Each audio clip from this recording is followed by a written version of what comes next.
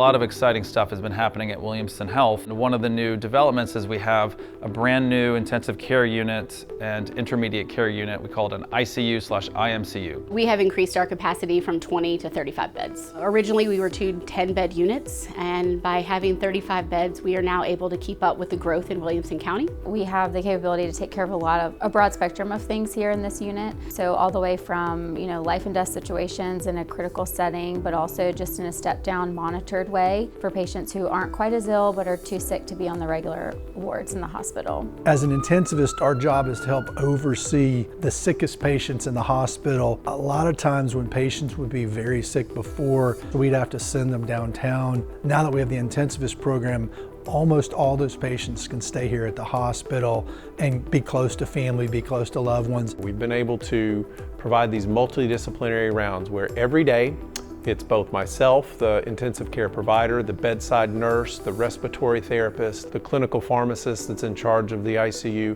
everybody standing together and discussing each patient individually so that we can come up with that streamlined care plan, everybody on the same page, and taking care of these patients that are very complicated in the best way possible. A big advantage of the new ICU is that we have all the rooms on one floor and we have a central office, and so the nurses always know where we are. We don't have to run up and down stairs to see a sick patient. It's just walk around the corner. You bond with the families and the caregivers. It's a very important time for everybody in that patient's life, and so we're able to really be a big part of that experience and hopefully have a good outcome.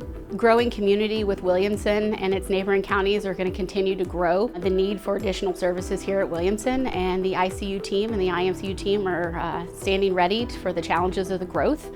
We will grow not only in physical space, but we'll grow with our education and expansions of services, but we're ready to take on the challenge.